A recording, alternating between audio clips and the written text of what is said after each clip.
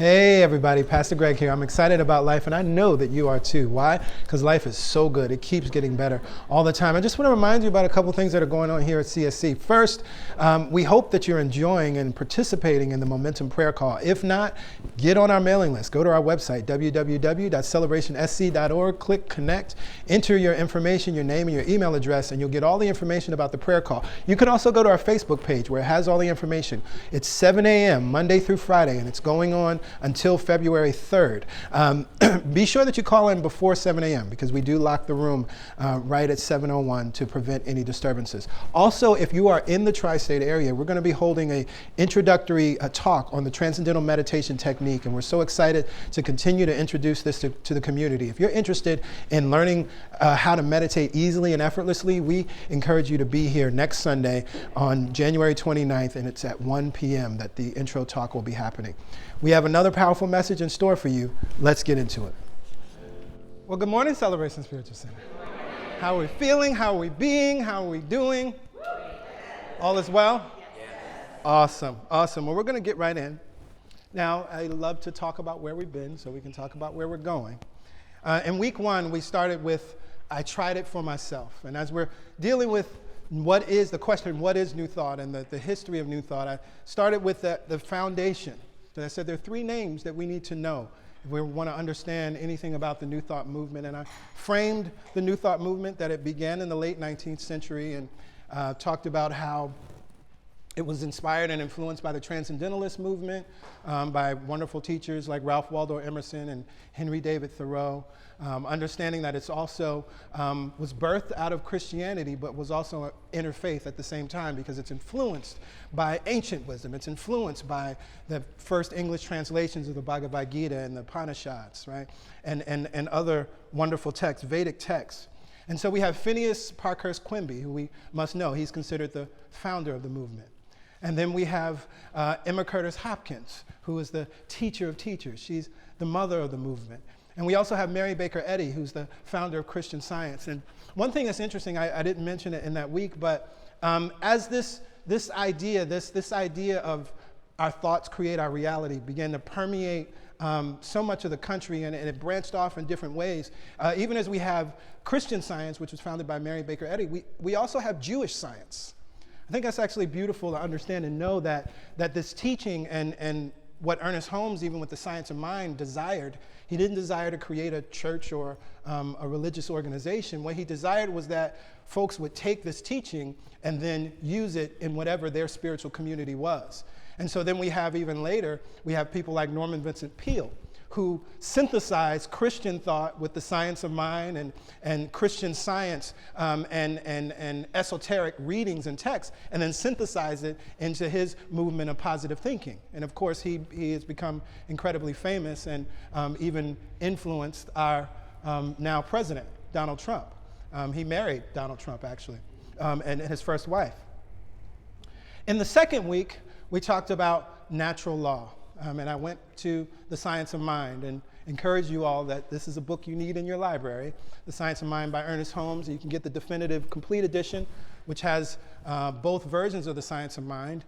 And we talked about love and the law and the understanding that as we understand that we are one with God, and so God is the law and the law is one with God, but then that means we are also one with the law. And that law is operating because it's a natural thing. And when we understand that it's a natural occurrence, right, that it's not some, magical thing that's happening that sometimes we have access to and sometimes we don't. When we understand that, then we can actually use it easily and effortlessly in our lives. Yes, yes? All right. So we're going to move forward, and I just mentioned our president, Donald Trump, and I mentioned his connection to New Thought. Interesting. Does that feel good? President Trump has a connection to New Thought. The same thing y'all are studying. The same thing that we hold to be true. Does that feel good? It's interesting, right? It's very interesting, and it's something that we must talk about. Not so much about him per se, but understanding that as we talked about this natural law, and as I talked about earlier today, that the law is like the soil. And so we can plant poison in the soil, or we can plant that which is beneficial. The soil is no respecter of persons. As Ernest Holmes says, the universe doesn't play favorites. And so it equally gives us back whatever it is that we plant, right? So what's interesting is that as we are using the affirmative or the light side of New Thought, there's a dark side. There's a way to use this for harm. There is a way to use this in a negative way. Now, I've talked about it so often, I don't know how long I've been talking about it, but Star Wars exemplifies this perfectly well. We've all seen one of the 7 episodes of Star Wars, right? There's the Force, and then there's the light side and the dark side, but there's only one Force. Darth Vader and the Sith, they use the Force just like Yoda and Obi-Wan and Luke Skywalker use the Force, right? There's never a conversation about the good Force and the bad Force. The light side and the dark side is only a manifestation of how they are choosing to use the Force. And so I want to take us to, there's 2 conversations that happen. One in episode 1, Yoda is having a conversation with then a young boy named Anakin Skywalker, who later becomes Darth Vader. And at this time, they realized that he was highly gifted, and he was being submitted to be trained, and there was some hesitation around that. But Yoda's having a conversation with him, and he says that he senses fear in the boy. And he's basically saying that this is a problem. And the young boy, Anakin, says, well, what does that have to do with anything? And Yoda responds this way. He says, everything. Fear is the path of the dark side. Fear leads to anger. Anger leads to hate. Hate leads to suffering. So when we plant fear into the ground, it then produces anger. And that anger tree then produces the fruit known as hate. And when we eat of the fruit of hate, we suffer. Now, in episode 4, in the conversation, episode 5, with Yoda and Luke. This is when we meet Yoda for the first time, actually, and he's being trained. Yoda says this. He says, yes, a Jedi's strength flows from the Force, but beware of the dark side. Anger, fear, aggression. The dark side of the Force are they. Easily they flow, quick to join you in a fight. If once you start down the dark path, forever will it dominate your destiny. Consume you it will, as it did Obi-Wan's apprentice. This was, of course, Darth Vader. And Luke asks a question. He says, is the dark side stronger? Yoda quickly replies, no, no, no.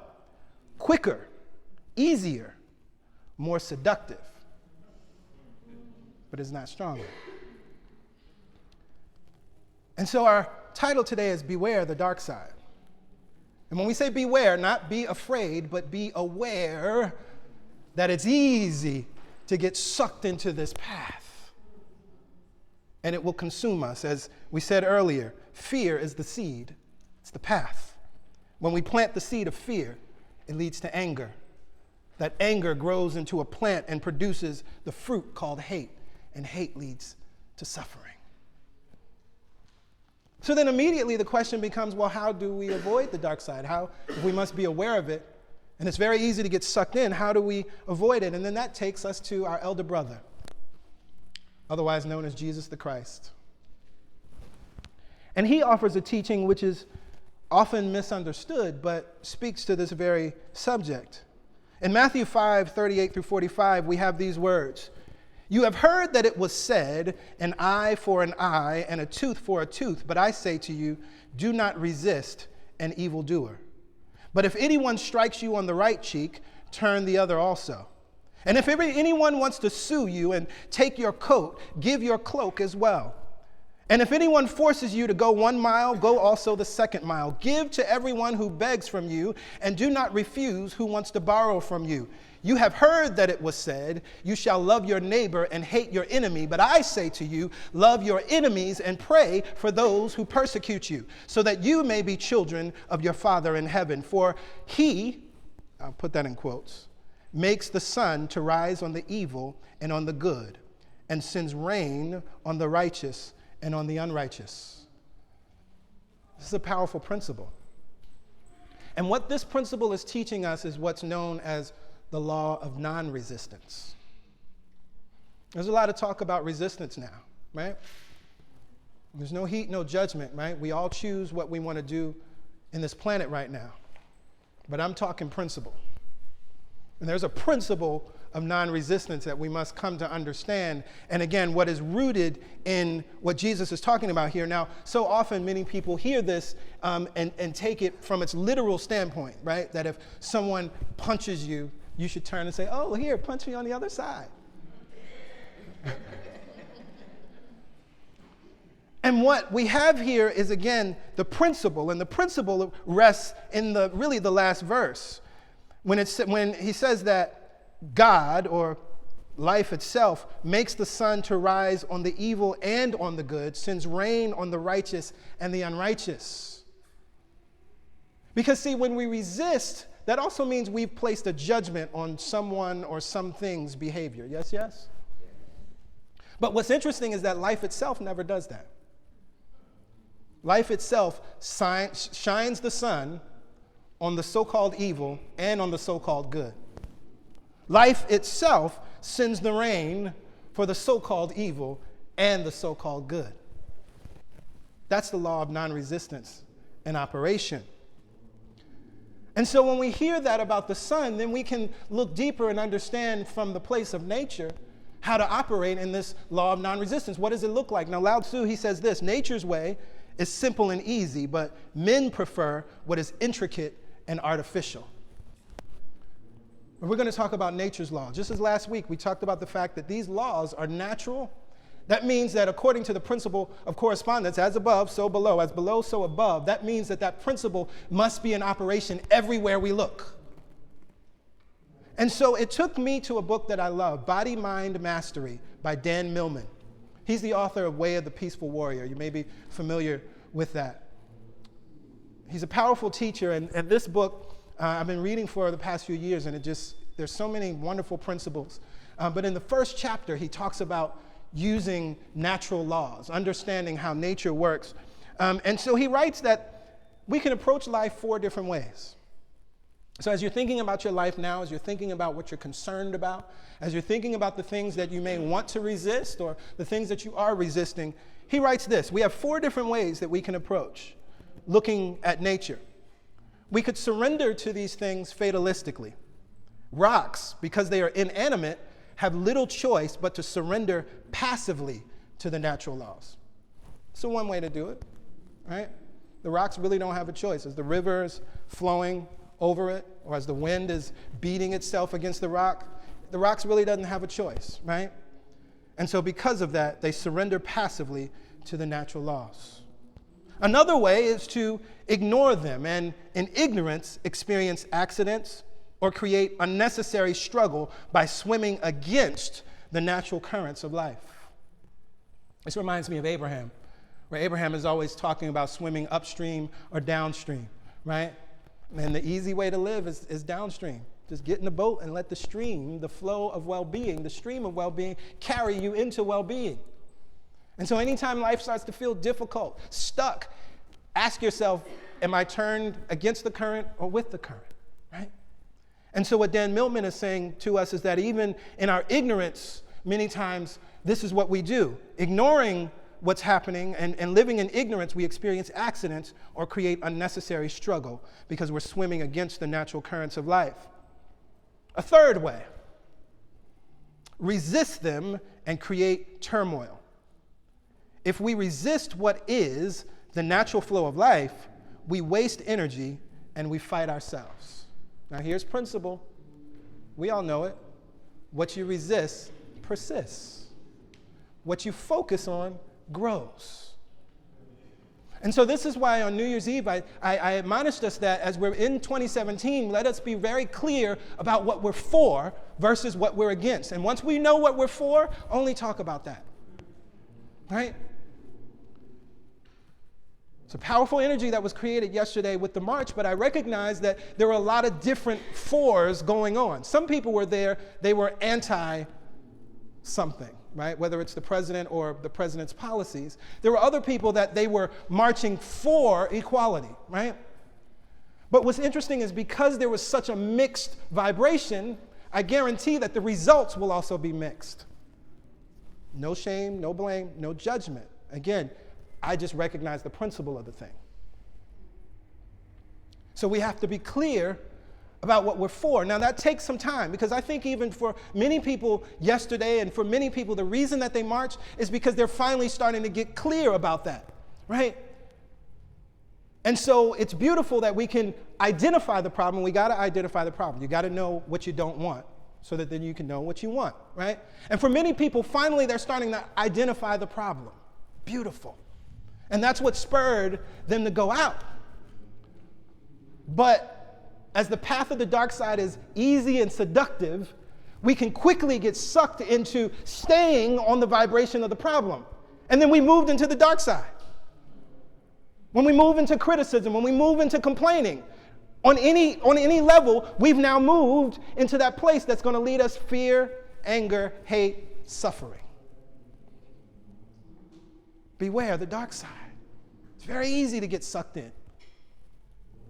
So when we're clear about what we're for, then we talk about that only.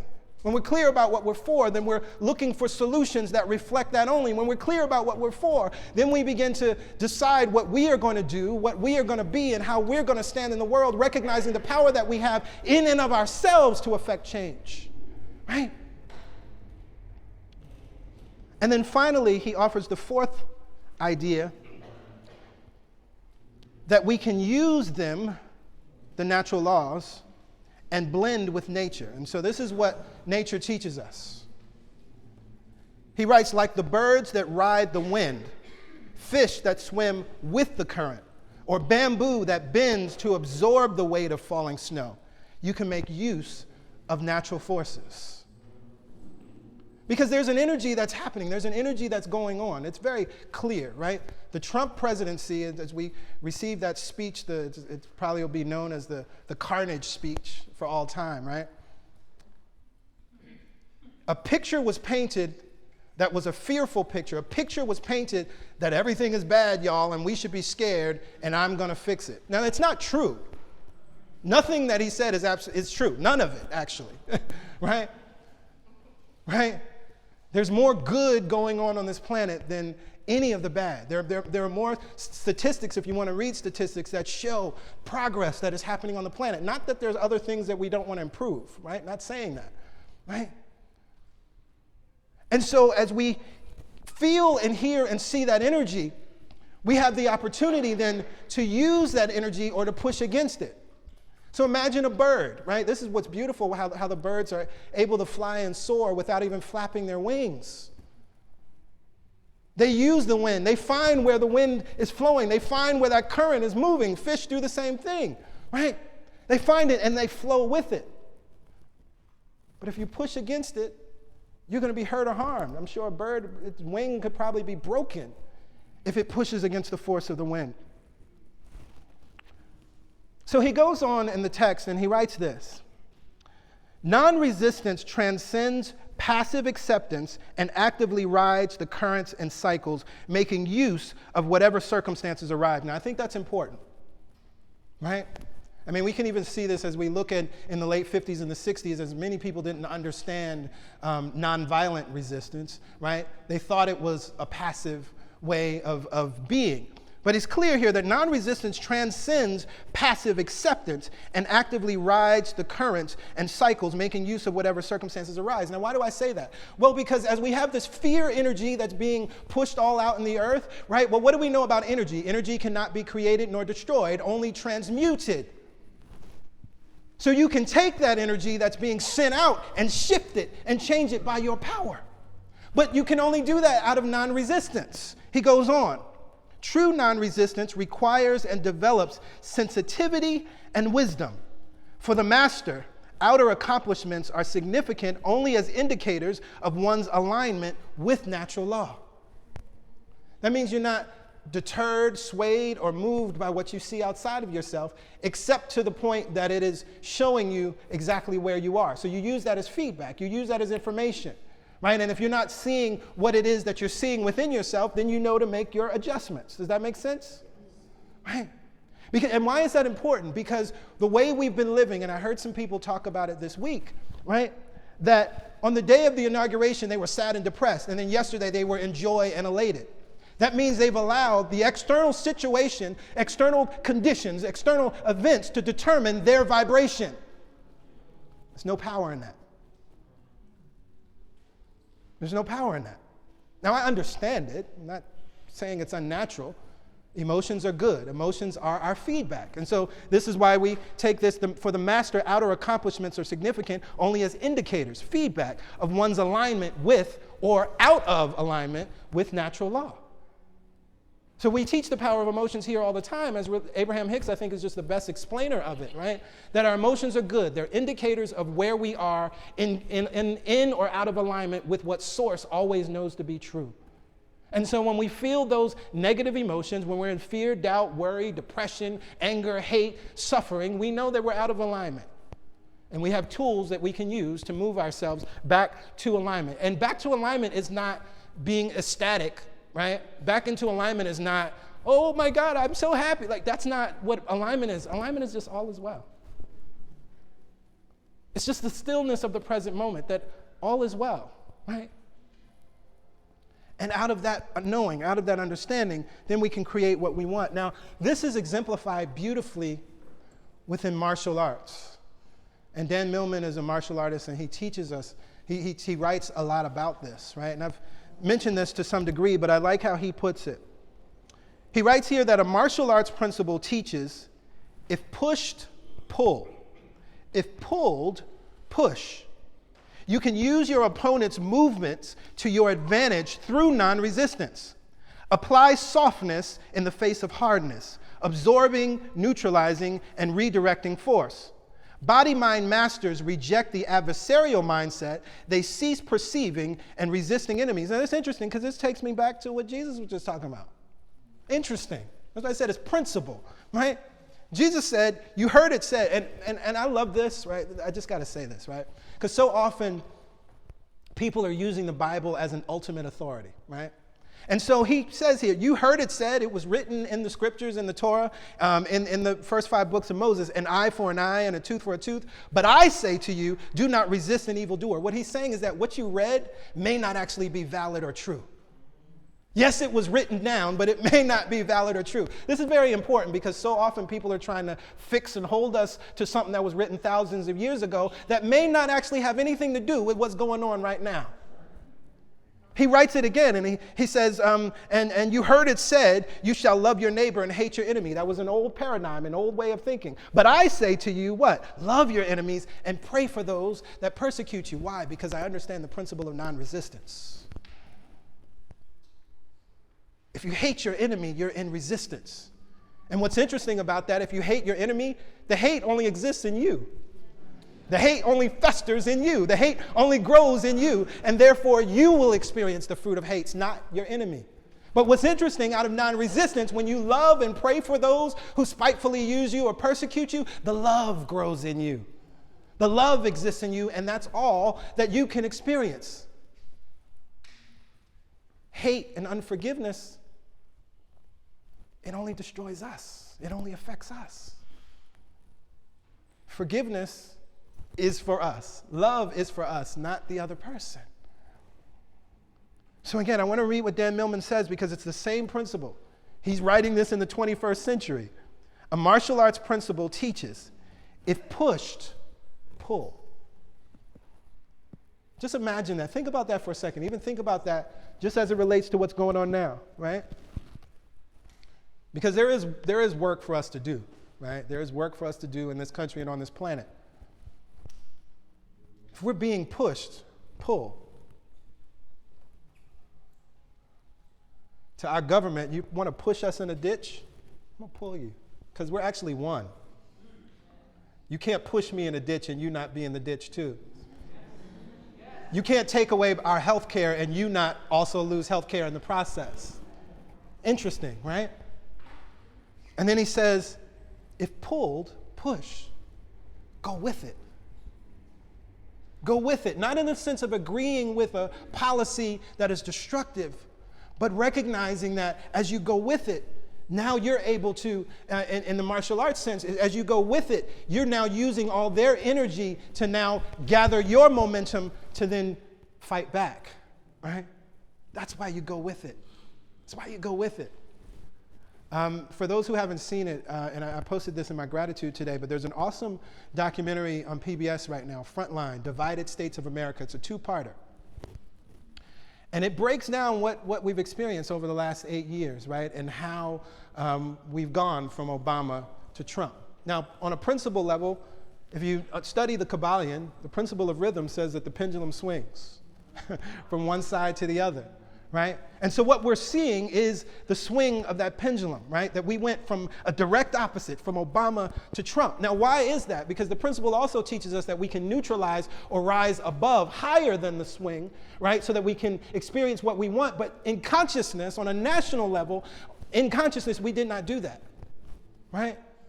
We kind of sat back. Obama's there now. All is well, right? But what did the Tea Party do? Right? They took that energy and began to create what they wanted. Dark side, yes, but they took that energy and created one. And I want to share this. I wasn't sure if I was going to read this, but it's something interesting to think about as I talk about this level of consciousness, because this is where we have to get really clear about how we're creating. The spiritual technology that I talked about earlier, transcendental meditation, has profound effects beyond our own individual lives.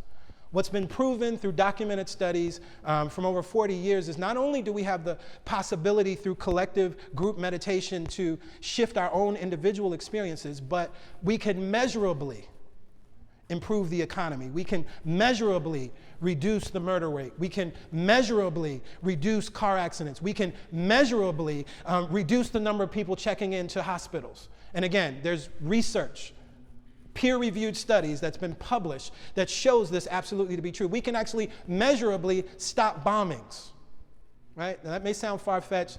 I'll recommend 2 books. First, this one, Permanent Peace.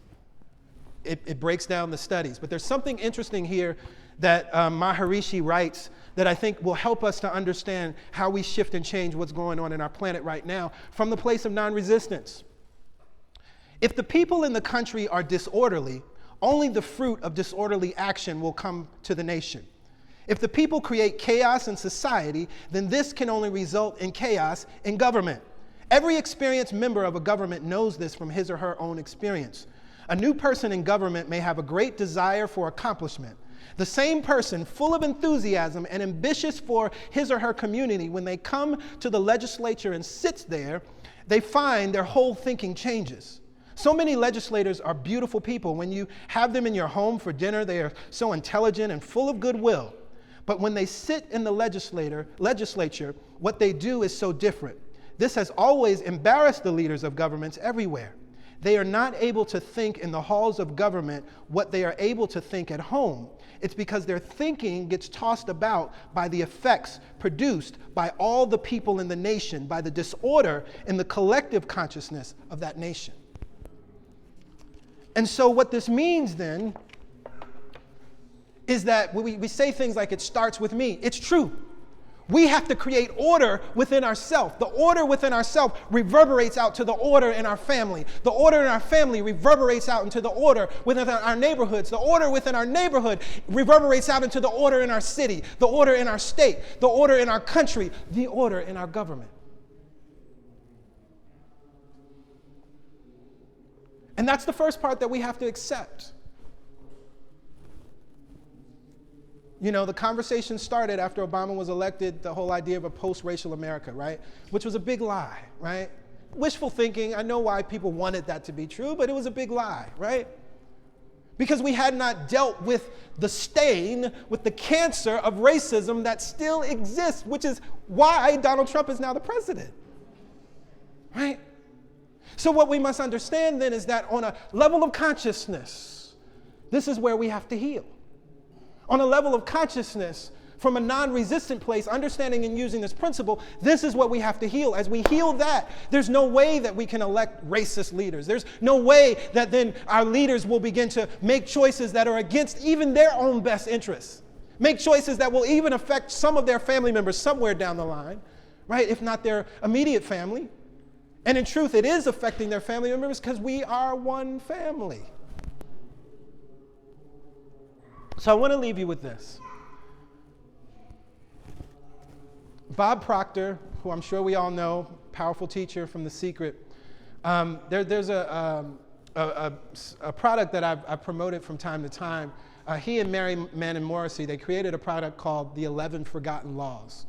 And so often, The Secret we love, and everybody talks about the law of attraction and don't understand that there are more things going on, right? This is why I teach the Kabbalion and come back to those principles. This is why I'm teaching a principle like this law of non-resistance, right? Which we have to understand that as we're also understanding the law of attraction. Abraham calls it the law of allowing, right? Same thing. And he says he was teaching this principle to a group of teenagers in Hawaii. And there was a young girl who was 15 years old. And he asked them if they could explain, what this law of non-resistance was all about. And what she said was she recognized that when the reason that we're many times not able to operate in the law of non-resistance is simply because we've learned to react instead of respond. And so she said the way I would explain it is that reacting is a habit. Responding requires us to think. And so this takes us right back to where we are. What is new thought? New thought teaches us that we have to place an idea in mind. We have to think in order to respond. We have to study in order to respond. We have to be quiet and still. There's a beautiful conversation that happens between Luke and Yoda where Luke asks Master Yoda, he says, well, how will I even know the difference between the dark side and the light side? How will I know the difference between the good and the bad? And Yoda says something wise and beautiful. He says, you will know it when you're calm, when you're still. This is why meditation is important. It's easy to react, but that leads us many times into suffering. It's easy to react. It leads us many times into saying things that we wish we hadn't said. It's easy to react, but that reacting can take us down a spiral, take us down a place. Beware of the dark side. It operates according to the same principles. There's one mind, there's one power, there's one thing that is operating at all times. And what we place in it is what it gives back to us because it's responding to us. On that, I invite everybody to stand.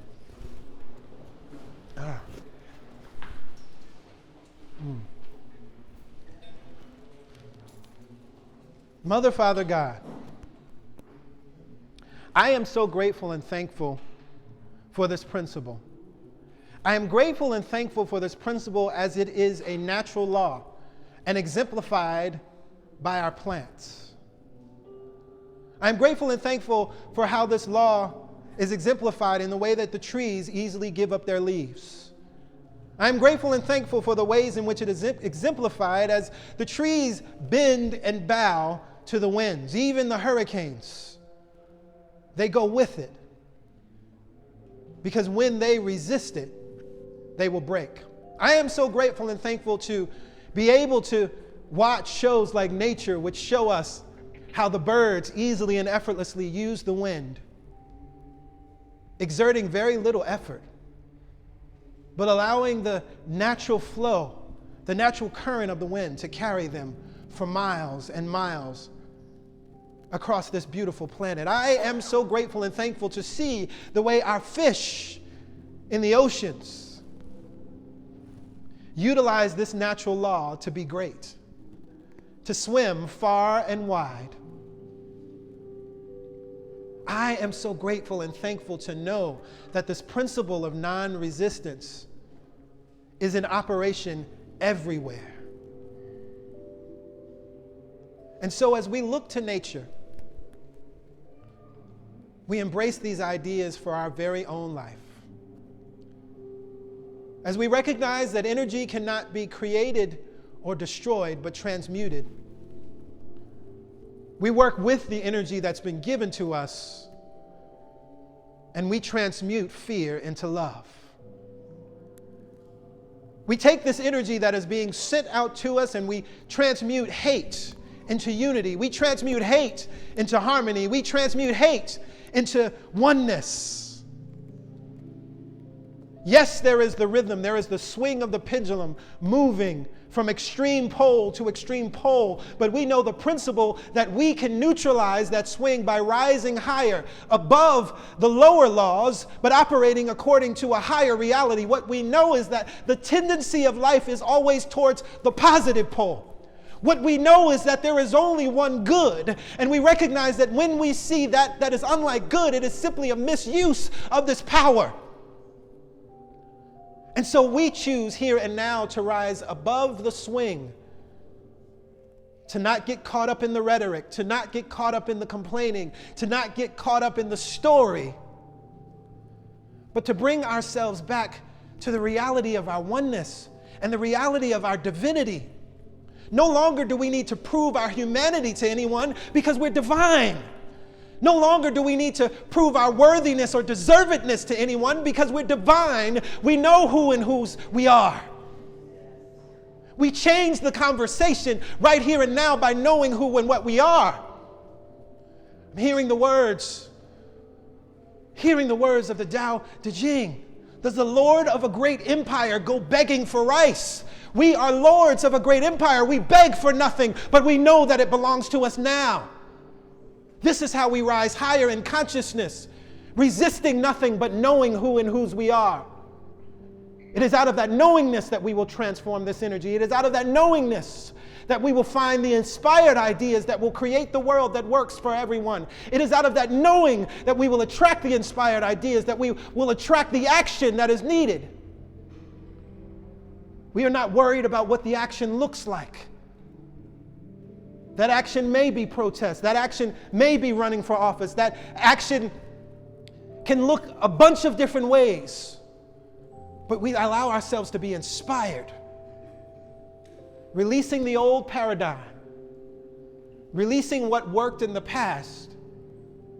And asking of ourselves, what is required now? As our elder brother Jesus said, yes, we heard it said, an eye for an eye. That was the old way of being. That was the old way of doing. It worked for that time. But here and now, we access the new ideas. We access the new possibility. And it is out of that we will create the new world. It is out of that we will create a new heaven and a new earth. It is out of that we will live in a world that is equal, where all are thriving, where all are prospering, and where all are living in the beloved community. For this, I am so very grateful. I release this word now with expectation and a knowingness that my word never returns to me void. So I wait for it, I watch for it, and I expect it. I anticipate it. Together we lift up our voices and we say, Amen, Amen. Ashe. And so it is. And so it is. Thank you, God.